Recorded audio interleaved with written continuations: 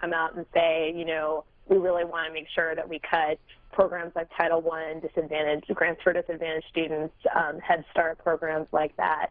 So they've been fairly quiet when it comes to the education cuts in sequestration. Let's look at some of the specifics. The White Taking House you back live now to the House floor for a series of votes. Cut across the board for most education programs. What else are we seeing more specific? The unfinished business is the vote on ordering the previous question on House Resolution 83, on which the yeas and nays are ordered. The clerk will report the title of the resolution.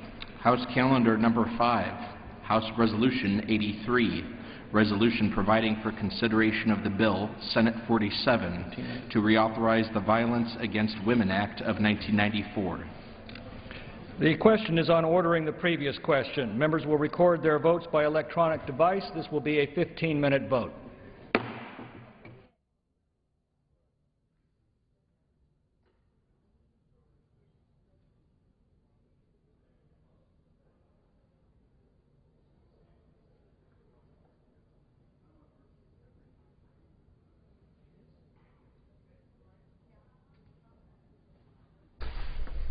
Earlier today, the House worked on the rules for debate for reauthorizing the Violence Against Women Act. If approved, the rule would allow for the House to first consider changes to the Senate bill on the Violence Against Women Act. If that fails, the House will vote on the Senate bill. All of that will come up tomorrow.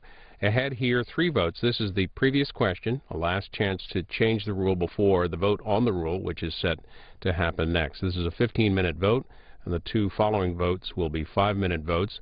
For some more details on the reauthorization of the act, we spoke to a Capitol Hill reporter.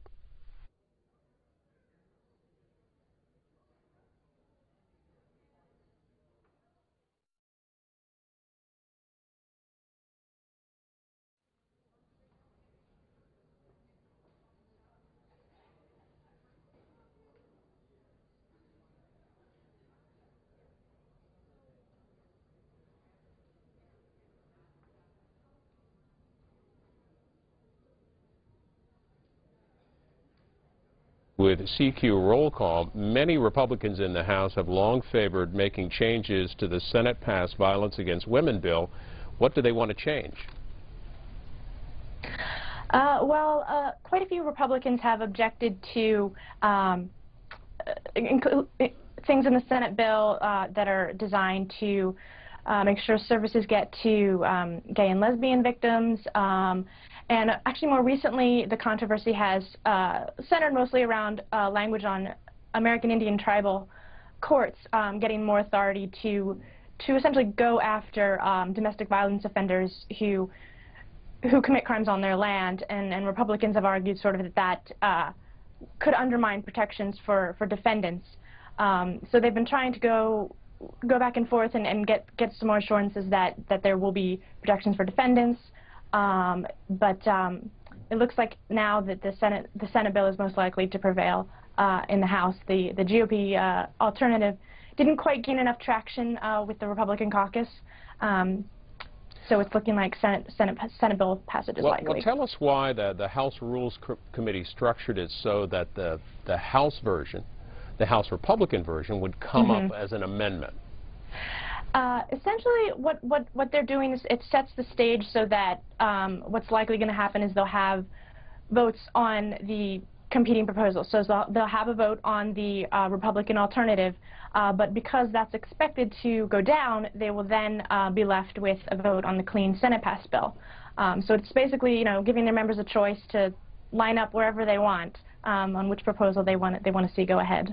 Joanna Anderson setting the stage for the final votes on the Violence Against Women reauthorization. So about that Senate version of the bill, when that comes up, what's the likely outcome? That is expected to go through, and you know, assuming the GOP alternative goes down, that would kick the measure right to President Obama for his signature, and he has voiced support for the Senate-passed bill. How long have supporters been working to get a reauthorization done on the Violence Against Women Act? Well, the latest renewal lapsed in the fall of 2011, so it's been over a year now they've been working on it. And the Senate passed a pretty similar bill last year. They had bipartisan support for that as well. They got even a little bit more this time. And the House bill did a narrower measure, but ended up not acting on the Senate passed bill. So that kind of left things. They had to basically restart this year because they weren't able to get it done last time. We'll be getting an update on the Violence Against Women reauthorization debate in the House of Representatives with Joanna Anderson of CQ Roll Call. Thanks for that update. Thank you. This is the first of 3 votes on the House floor, the previous question vote, and then the rule vote after that. If the rule is approved, it will allow the House to first consider the House Republican changes, the House Republican amendment to the Senate bill, which restarts the Violence Against Women Act. If that fails tomorrow, the House will then vote on the Senate bill itself, which passed in the Senate a couple of weeks ago. Again, the general debate and final votes will happen on Thursday. Rule vote coming up momentarily. In the Senate today, they've been working on the nomination of Jack Lew. A vote is likely later on today in the Senate. You can follow that on C-SPAN 2. Also, some initial speeches underway today in the Senate on 2 competing measures dealing with replacing the sequester, the upcoming sequester, those automatic spending cuts, a Democratic plan and also a Republican plan. And again, you're likely to see more about that in the Senate this afternoon. We've been on Washington Journal speaking with reporters about how the sequester might affect different parts of the government, including the Agriculture Department, a conversation from this morning's Washington Journal.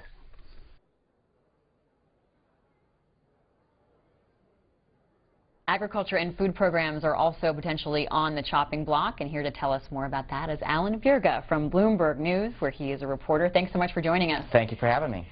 Dig into the impact of sequestration on the Agriculture Department in particular. Well, Libby, it's actually something that is being brought forth by the administration as having some pretty significant impacts. They're talking about closing of potential meat inspection facilities. What's going on with that is, under federal law, every meat facility in the United States has to be inspected every day. The Food Safety and Inspection Service has a budget that is needing to be cut under sequester just like everyone else. Most of their expenses are labor expenses. So Secretary Tom Vilsack is saying we're going to have to start furloughing inspectors later on in the year to make this budget cut. If you don't have an inspector, you can't have an inspection, and if you don't have an inspection, you can't keep the plant open, which obviously has huge repercussions throughout the industry, for meatpacking plants, for the cattle industry, all across the supply chain. So there's a big echo effect with that. Another issue is the Women, Infants, and Children program. That's one of the nutrition programs that is funded through the U.S. Department of Agriculture. They're talking about possibly having to stop enrollment of new families into this program, even if they're qualified, simply from a lack of funds. So those are 2 areas that are significant. A third one that could be significant as well is a potential $134 million cut to fighting forest fires, which may not seem like a big deal unless you'd be in a forest having a fire. This is a big deal, especially out west. This is a big deal if you're in national parks or on public lands. And these are all things that are funded by the U.S. Department of Agriculture that the department and the administration is saying will be threatened under the sequester. Also, in addition to that, under that rubric of forestry issues, summertime closures of national forest campgrounds, picnic areas. Tell us more about that. Yeah, you know, this is something that we always hear about when there's been any sort of a potential government shutdown. People remember back in 1995 when you were looking at national parks being shuttered. Same issue with the Forest Service and the National Wildlife Refuges, forest national areas. Now, of course, a difference between this and a government shutdown is that there's not the flexibility. It's a sequester. It's an across-the-line cut. How soon will we see things kick in? You mentioned the inspections of the plants, which could impact meat prices, what Americans eat at the grocery store. Well, this is an interesting thing. And when you look at the sequester just on a macro level, even beyond agriculture, at this point, if you're looking at the administration, you're the administration, you have every incentive to make things sound as awful as they will be. Once a sequester hits, the incentives change, and you may actually have incentives to mitigate some things, because you don't want awful things to happen. You really don't. So when you're looking at, for example, the meat inspection plants, what you're seeing going out in the next few weeks aren't actual layoffs. They're layoff notices. There's a lot of complexity with labor contracts. So when you see the furloughs actually taking shape, we don't actually know yet how that's going to happen. We do know over a period of months things would kick in, and eventually there would be that disruption to consumer markets and food prices. Alan Virga, what's been the Republican pushback on some of these warnings from the White House? Well, what you've seen, not so much from the Republicans, but from the industry. In the case of the inspections, for example, the American Meat Institute and the meatpacking plants, which obviously don't want to have to shut down, are saying that legally the government can't do this. That law shows that you have to have these inspectors, that this is an unfair disruption of trade, and that these are essential workers. Going back once again to the 95 example, even when national parks were shutting down, the meat inspectors kept going. So they're saying the government simply can't do this. And what are Republicans saying? Well, Republicans, once again, are looking at this and saying, come on, 5%, 9%, 13%, family budgets have to be cut by that. Why can't the government do this as well? What will you be watching for in the next couple of weeks, sort of your barometer of how this is really impacting things? Well, I'll be looking at the layoff notices. We're really looking to see where plants may be affected and how this is actually playing out. Because until these discussions really take place and plans are announced, right now what you have is a lot of discussion, which may be frightening to people and may actually come true, but right now we just don't know. Alan Bjerga, reporter for Bloomberg News. We're looking at the sequester and in particular these agriculture and food program cuts. If you'd like to join the conversation, here are the numbers to call. Republicans 202-585-3881, Democrats 202-585-3880, and our independent callers 202-585-3882. As we look at this headline from the Washington Times, recent story, Obama beefs up warnings of looming sequester cuts. Food shortages may be one effect. If the spending sequester happens, get ready for the great beef shortage of 2013. How much time have you spent, Adam Bjerga, at reporting on the agricultural system and how this works? And give us a better sense of what this may actually look like behind the scenes. Well, I've been doing this for probably 6 years full-time, and before that, you know, when you're writing for Wichita, Kansas newspapers, which I did before Bloomberg, you're going to learn some things about meat packing and wheat. Behind the scenes, what you're going to be seeing is a lot of planning of how would you slow down production, how would you move your facilities and your production chains so that you may be able to withstand the loss of inspector in a couple of your plants. You know, there are about 4 major meat packers that control about 80% of the industry. They can move things around. They don't want to. It costs a lot of money. But there are ways to work with this. They need to see a plan, and right now there's no plan. Adam Bjerga, as he mentioned, has spent some time during his career with the St. Paul Pioneer Press, the Sioux Falls Argus Leader, and the Wichita Eagle. He grew up on a farm in northern Minnesota, and he's the author of the book Endless Appetites, How the Commodities Casino Created Hunger and Unrest. Let's go to Keith in Violet, Louisiana, Republicans line. Hi, Keith. Hi, how you doing? Good. I've got a question for any and all of these guests that you've had on this morning, and we're talking about the dire consequences of sequestration. When it's not actually spending cuts, it's cuts over 10 years of future spending, and it's still an increase. So why are these cuts being deemed so dire when we're actually still increased spending? Well, I think the caller brings up an interesting point, which is these are reductions of projected spending, which even with the cuts would still be projected to increase. And I think that strikes a lot of people as an interesting environment for Washington to be in, especially when they're having difficult times in their own home budgets. I would say that one of the issues with this particular sequester is because it's a fiscal year, and we're already almost halfway through the fiscal year, there's an immediate pinch in this one because budgets are being set, plans are being made, and you actually have to move these cuts into a shorter time frame. So that's more of a short-term disruption. A second point is there are such things as inflation. There are things as higher anticipated needs. There are things on the books. Just like a family will have to plan for its own budget, and maybe some items are just going to go up over the next few years, so it is with the federal government. And so while the caller's point about the overall spending is a well-taken one, there are other things in here, just in terms of the planning and the projection of the federal government, that do make this a problem for people. Michelle wants to know on Twitter why department directors have no discretion in where and how they cut their budget. Well, that was one of the things that was done to make the sequester so awful that no one would ever actually do it. The idea was that if this was across the board, I think this goes back to the Graham-Rudman-Hollings Act from the 80s. This sort of design is meant to be a real blunt instrument as a deterrence to actually letting it happen. Now we're letting it happen. Here's another tweet, this one from Bill. He writes, actually, meat plants have employee AIG certified inspectors who report to the AIG inspectors, so I don't think we're all going to die. Alan Bjerga, explain that chain of command for us and what it means? Well, I would say that the caller and tweeter in this case is certainly accurate in the thought that the sequester will not cause all of us to die. There are laws that govern federal meat inspections, there are federal regulations, and that's really what the focus is here on this. What you're talking about with the point on the meat inspectors could be an interesting thing if this gets put into effect. It's hard to believe that you would not see some forms of litigation over the sequester, and those are the sorts of arguments that become raised when people don't want this to happen. Let's go to Mobile, Alabama, and hear from Dan, who's an independent caller. Welcome. Good morning. Hi, Dan. Hi there. And I just wanted to ask a couple of questions. One is with sequestration. Isn't it true that it's really just a reduction in the increase in the budget? Well, Yes, stay on the line, Dan. We'll get Alan to answer that, and stay with us. We'll get your next question. It's a reduction in spending from the levels that are being set in budgets that are being projected. All right, Dan, back to you. Right. So the question seems to be, well, why would we have furloughs? Why would we have a reduction in inspections? Why would we have anything reduced from where we had inspections, before sequestration? And before we get a response, how concerned are you about this aspect of sequestration, Dan? Are you worried about beef prices going up and food shortages kicking in? Well, I'm more concerned about the inflation that's already incurred in the food industry, anyways.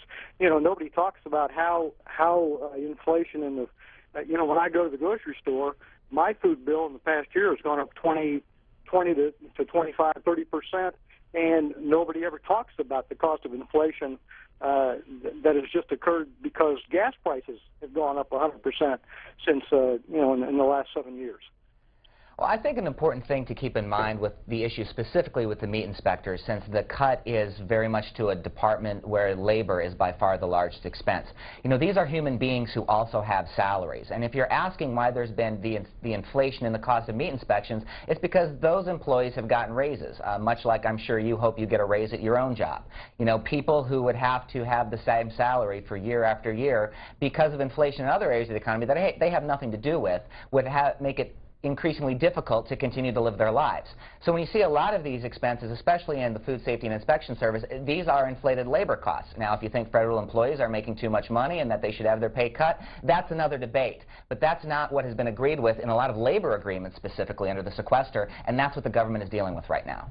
Alan Bjerga is a reporter at Bloomberg News. We're looking at sequestration and what it would mean for agriculture and food programs. And our guest has talked about how sequestration might impact meat inspection, but other areas as well, including the WIC program, Women, Infants, and Children, also forestry programs. Tell us more, Alan Bjerga, about WIC. How soon might we see that kick in, and are we hearing pushback on that? Well, that's another question.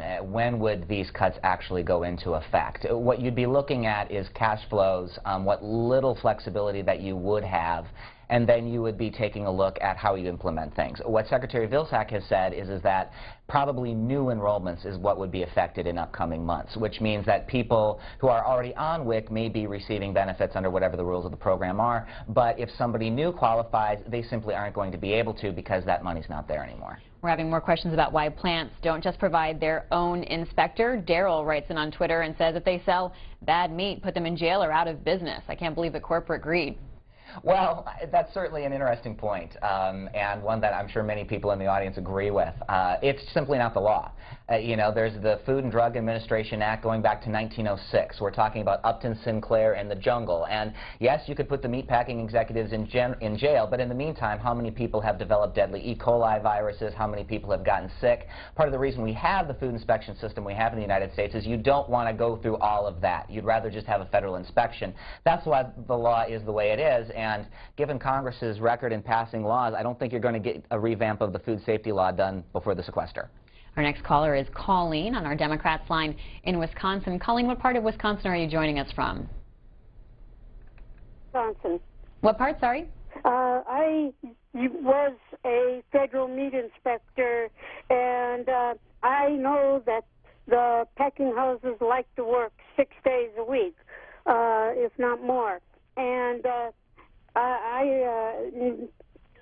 in Green Bay, there's quite a few packing houses, and in Wisconsin, there's going to be a lot of people hurt by this, because it's not only the meat inspectors that get furloughed. When the plant closes down, all the people in the plant can't go to work.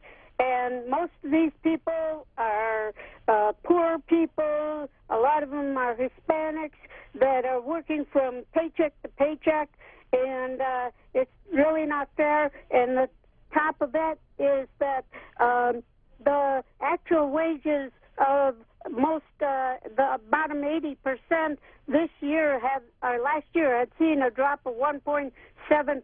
Well, the richest people have seen an increase last year in income by 5.5%.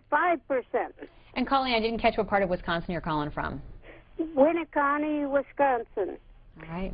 Is that a part of Wisconsin that you're familiar with, Alan Burga? Well, you know, you get to the Fox Cities area, and you're talking about a place where the football team is named for meat packers up there, you know. So this really is the heart of what you're seeing with this potential issue, and it's also a lot of the point that the administration is making. You know, think of what you want to think about the government. Think what you want to think about meat packing plants and federal inspectors or the role of the government in all of this.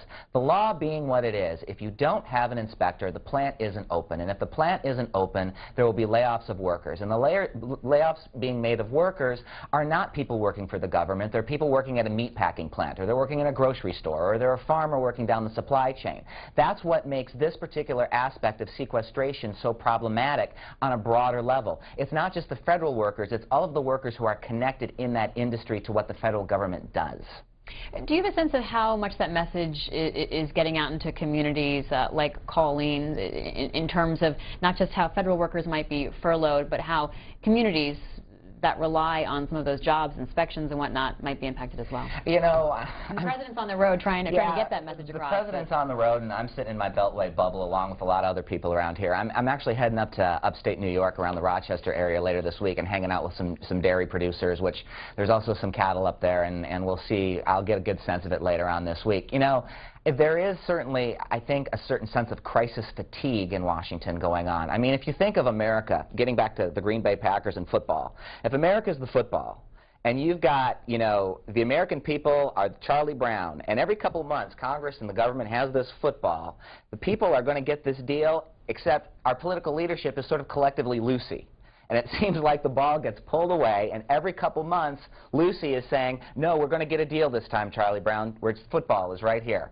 And I think probably out in the countryside, from what you've been hearing on these calls this morning and what people are saying, there's a certain amount of skepticism and yet a lot of concern. We haven't exactly had this kind of budget crisis before, but we've had so many crisis after crisis after crisis after crisis. When is it going to end? Let's hear from Ruby in Point Blank, Texas, Independent Line. Ruby, what are people talking about where you live?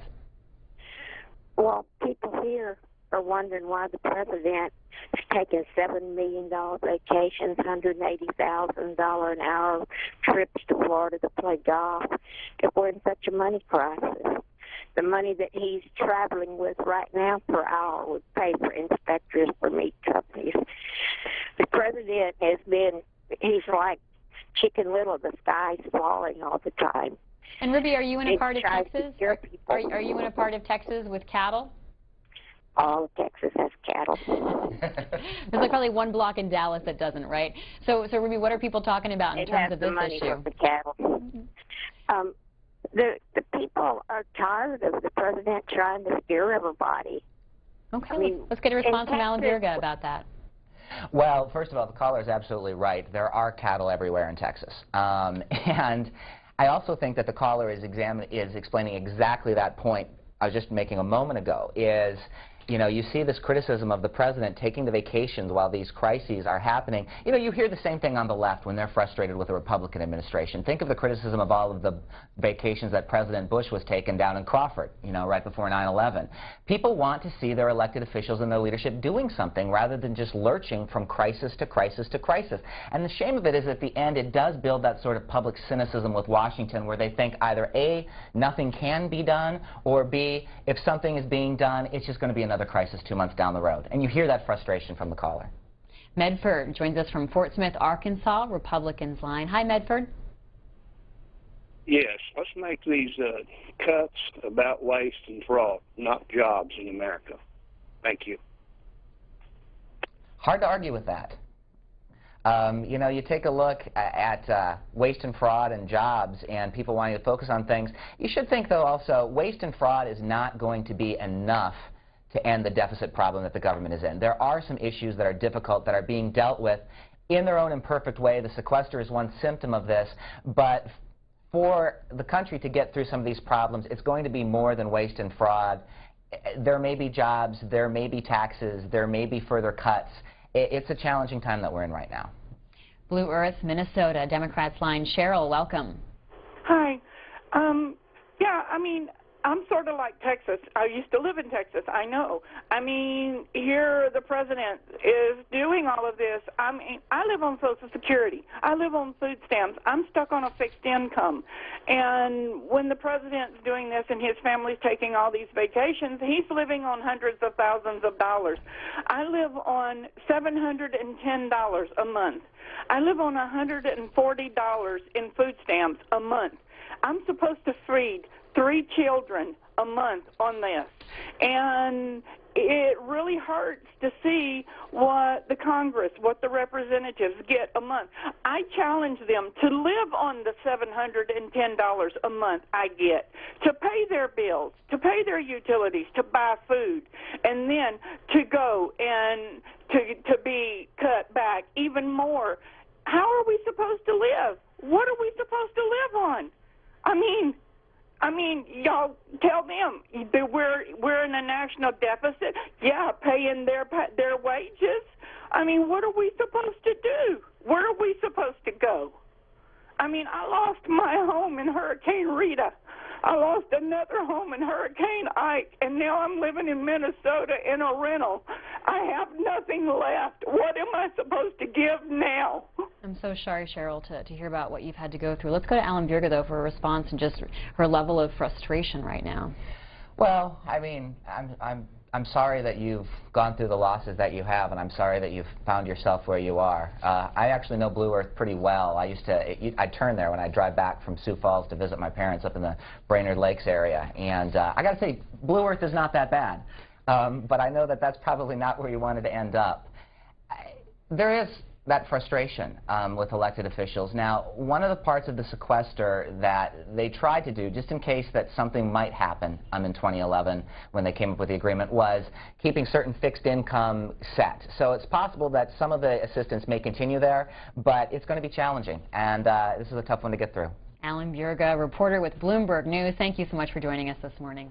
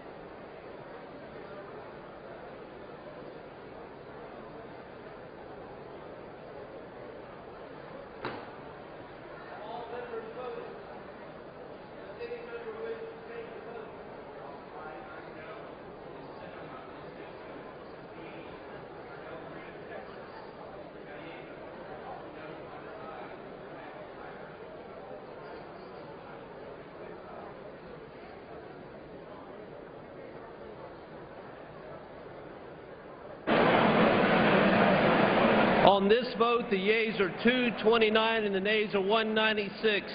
The previous question is ordered. The question is on adoption of the resolution. Those in favor say aye. Those in favor say no. In the opinion of the chair, the ayes have it.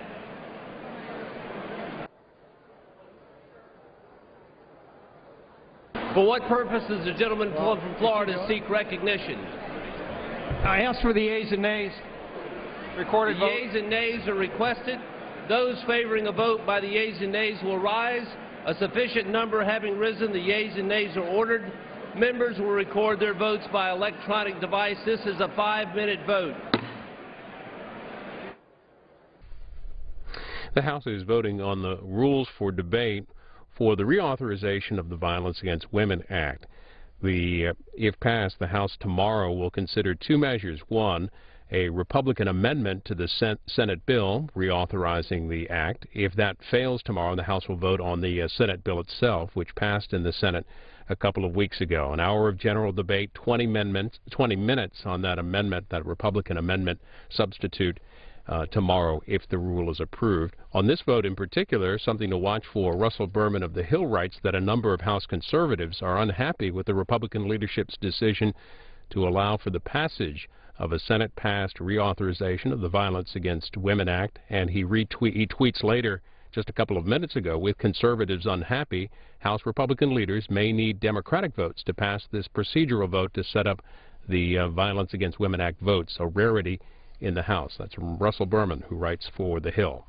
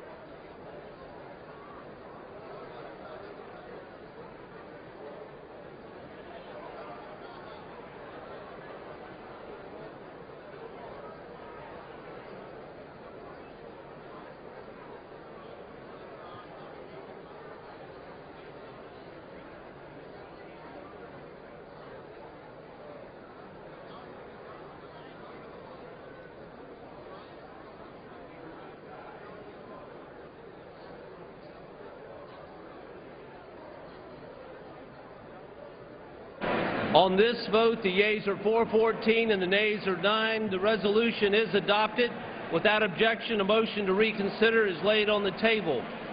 Pursuant to Clause 8 of Rule 20, the unfinished business is the question on agreeing to the Speaker's approval of the journal on which the yeas and nays were ordered. The question is on agreeing to the Speaker's approval of the journal. Members will record their vote by electronic device. This is a 5-minute vote.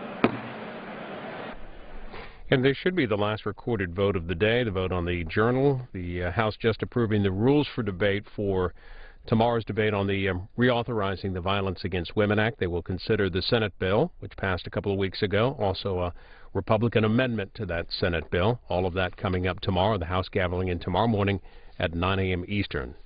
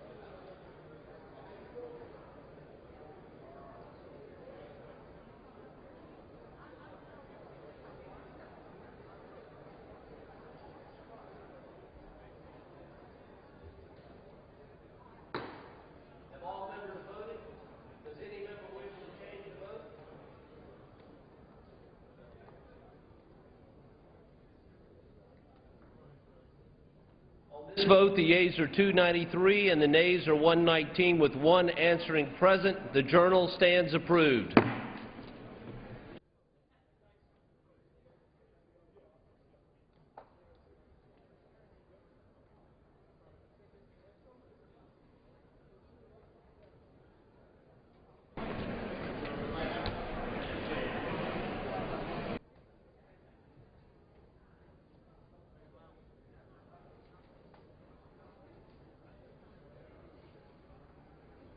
Okay.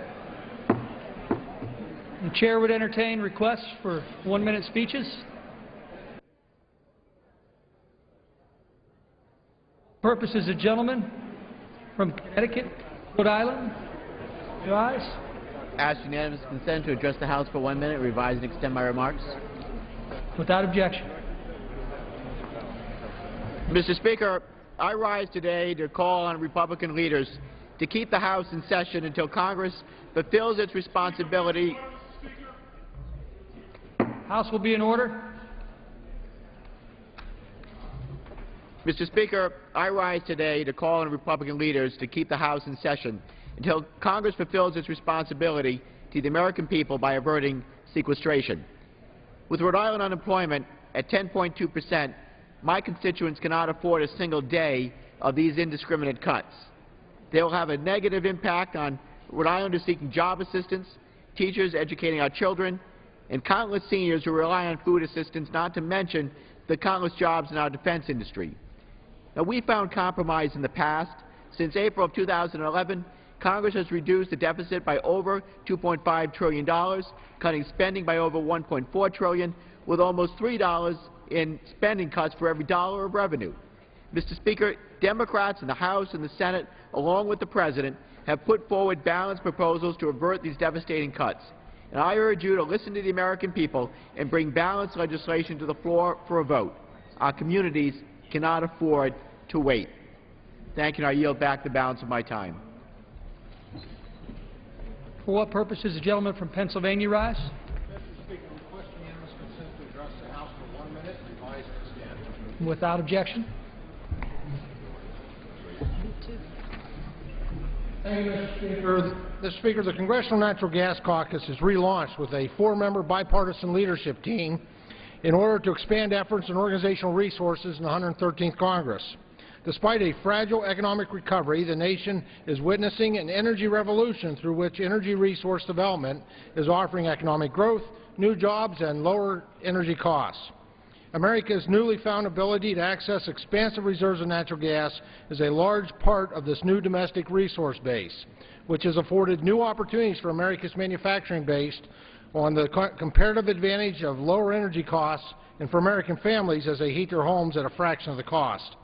Despite these new fortunes, there are countless policy challenges that must be leveraged for the nation to continue benefiting from this abundant, clean, low-cost energy source. The mission of the Congressional Natural Gas Caucus is to educate members of Congress and the public about the importance of natural gas as a domestic energy resource, its role in meeting the nation's energy demand, and attaining energy security. Now, I, along with my fellow co-chairs, Representative Gene Green from Texas, Representative Tom Reed from New York, and Representative Jim Costa from California, encourage members to join us in this effort today. Thank you, Mr. Speaker.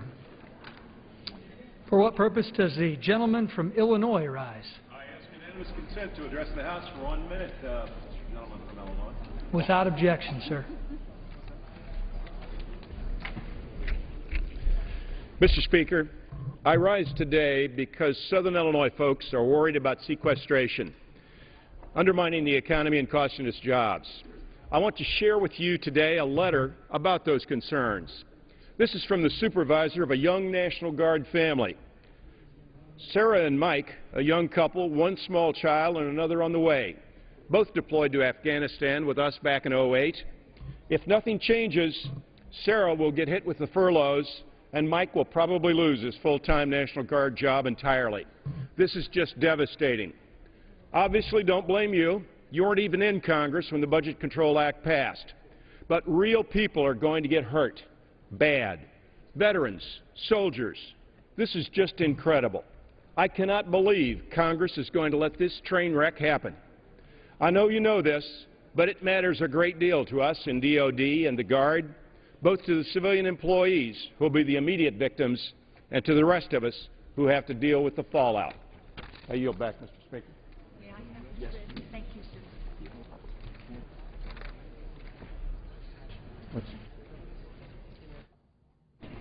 What purpose the gentleman from Florida seek recognition? Without objection, the gentleman is recognized for 1 minute. Mr. Speaker, yesterday the administration, in an effort to drive home the devastating impacts of sequestration, indicated that they would begin releasing criminal aliens held in detention centers across the United States. This policy not only is a short-sighted scare tactic, but it's also completely inappropriate, an inappropriate way to handle our fiscal problems. By releasing these criminals out into the communities, the Obama administration is also playing politics with American safety. Not to mention, the administration is placing an undue additional burden on the already strained federal programs that have succeeded in identifying, arresting, and removing criminal aliens. Ordering the release of criminals back into our community because their crimes aren't serious enough to qualify for deportation completely ignores DHS's core mission to address our nation's illegal immigration policy. We're putting our communities at risk, stressing local law enforcement, and not saving a dime once repeat offenders find themselves back in the system. Mr. Speaker, we are a nation of laws. We would do well to remember that, and I yield back. Thank you. For what purpose does the gentlewoman from Illinois? Mr. Speaker, I ask unanimous consent to address the House for 1 minute, please. Without objection, the gentlewoman from Illinois is recognized for 1 minute. Thank you, Mr. Speaker. I rise to speak out today against the automatic cuts known as sequestration, which are set to kick in days from right now. These cuts were designed to be so painful and so terrible that they would never see the light of day. This is budgetary insanity. That is why I have opposed sequestration from the start. Earlier today, I met with the Quad City Chamber of Commerce and residents who are from the Rock Island Arsenal. Last week, I met with a defense contractor from Rockford, Illinois, and I toured the USDA Ag Research Lab in Peoria, Illinois. That's the place where they figured out how to mass produce penicillin, and this is the kind of programs that are at risk. These groups are rightfully worried about the impact of sequestration.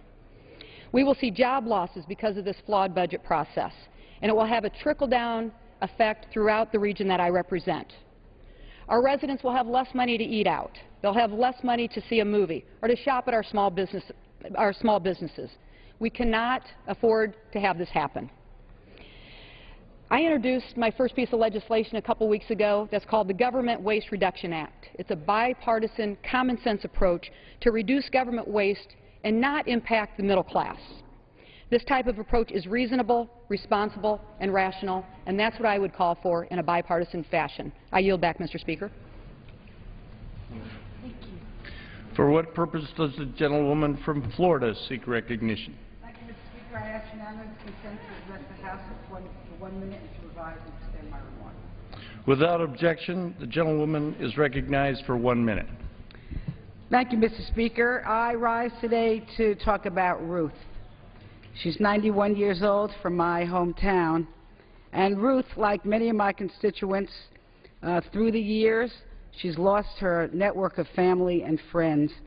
After coming home from the hospital, she was unable to shop or cook and could barely get out of bed. According to Ruth, her life was literally saved by a federal program called Meals on Wheels that delivers more than 1 million meals to seniors in need each day.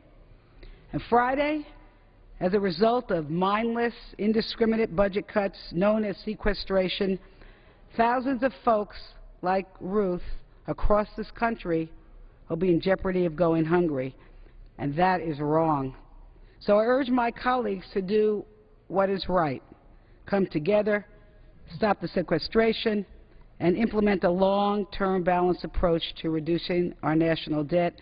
And, Mr. Speaker, I ask unanimous consent to bring up H.R. 699, a balanced bill to replace the sequester with spending cuts and revenues. Thank you, Mr. Speaker. Under the guidelines consistently issued by successive speakers as recorded on page 752 of the House Rules Manual, the Chair is constrained not to entertain the gentlewoman's request until it has been cleared by the bipartisan floor and committee leaderships. For what purpose does the gentlewoman from Illinois seek recognition? Mr. Speaker, I ask unanimous consent to address the House for 1 minute and to be quiet and extend my remarks. Without objection, the gentlewoman is recognized for 1 minute. Mr. Speaker, last week I traveled across my district listening to my neighbors who cannot afford the cuts that will go into place under sequestration. At Harper College, school superintendents told me that sequestration will cut vital programs and jeopardize the future of our children. In Hanover Park, I listened to officials discussing desperately needed transportation investments. With sequestration, we will lose both construction jobs and potential new investments in our business parks. In Itasca, veterans who would sacrifice everything for our nation wonder why Congress can't come together and stop the cuts that will hurt this country they love so much. They didn't go home until they got their mission accomplished, and we shouldn't go home until we resolve this self-inflicted crisis. Both parties agreed to the sequester. The time for finger-pointing and assigning blame is over. We should immediately vote on and pass common-sense measures like stopping Medicare fraud, ending subsidies for oil and gas industries, and ending tax loopholes for large corporations. Mr. Speaker, I ask unanimous consent to bring up House Resolution 699, a balanced bill to replace the sequester with spending cuts and revenues, a measure that would save thousands of jobs. Thank you, Mr. Speaker. As the Chair previously advised, that request cannot be entertained absent appropriate clearance. For what purpose does the gentleman from Arizona seek recognition? Mr. Speaker, I request Commission unanimous consent to address the House for 1 minute. Without objection, the gentleman is recognized for 1 minute. Thank you, Mr. Speaker. We are now less than 48 hours from sweeping and irresponsible across-the-board budget cuts that will go into effect on Friday. These cuts will weaken our military, harm our border security, undermine economic recovery, and hurt southern Arizona families. We must work together. When we can, I am confident, craft a rational, bipartisan solution to reduce the debt so these cuts can be avoided. Last week, I stood with officials from the University of Arizona, the city of Tucson, law enforcement, Border Patrol agents, civilian employees of the Air Base and the garrison at Fort Huachuca, and local health care groups and community agencies to demand that we take action on sequestration. The critical services that these groups and individuals and countless others provide to Arizonans will be cut because Congress has not come together with a common-sense solution. In my districts, these cuts mean longer wait times at the border, ports of entry, and less security between them. This is absolutely unacceptable. Sequestration hurts the ability of returning veterans to find a job. This is also unacceptable. And as I've said before, I'm willing to work here with all of my colleagues to find a middle ground.